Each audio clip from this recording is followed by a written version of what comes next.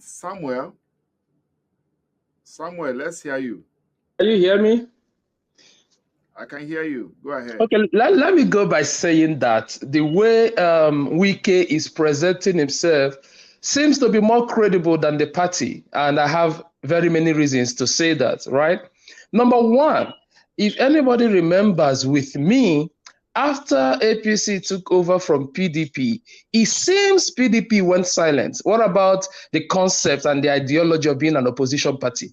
Were they opposing? Were they coming out forcefully, bringing out some opposition, questioning some wrong judgment and approaches of APC? I did not see that, right? APC will bring out lists of ministers, filled up with people from a particular region of the nation. Nobody was opposing them. Now, one thing that was amazing was that Wike, as a single person, now appeared to be the main opposition Nigeria had. Wike alone, he will sit in his office in Port Harcourt, he will be challenging some decisions, he will be opposing the government. Where was the party when an individual became the opposition entity?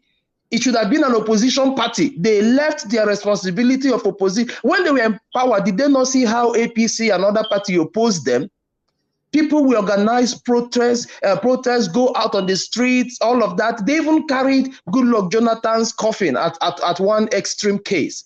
So other parties were opposing PDP when they were in power. Now PDP left power. PDP, jettisoned anything in opposition. One man was doing the opposition as far as I could observe.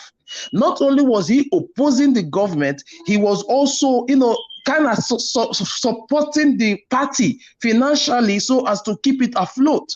Everybody went silent. Electioneering period came. Now they showed up.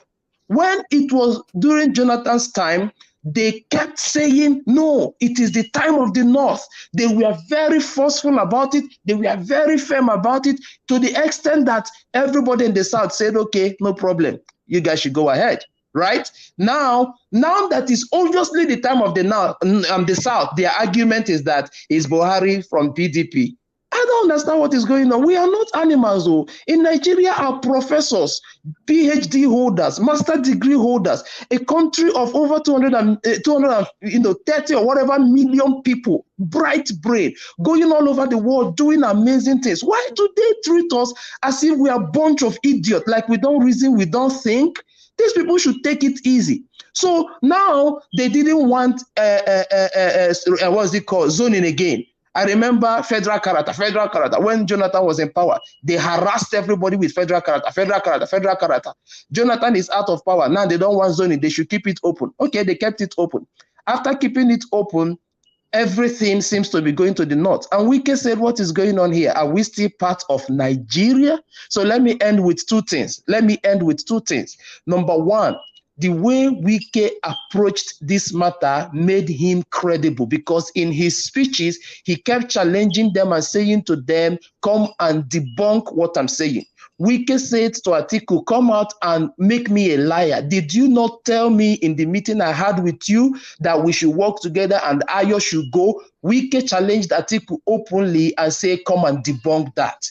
Wike challenged Ayo openly and said, did you not say that if a presidential candidate comes from the north, that you will resign so that somebody from the south, for the sake of equity and equality and balance? Wike challenged them openly and publicly to do that. None of them is doing that. So why does it not look as though Wike is the one in the truth? And elderly men, fathers, grandfathers are speaking grammar on national television, trying to defend the indefensible.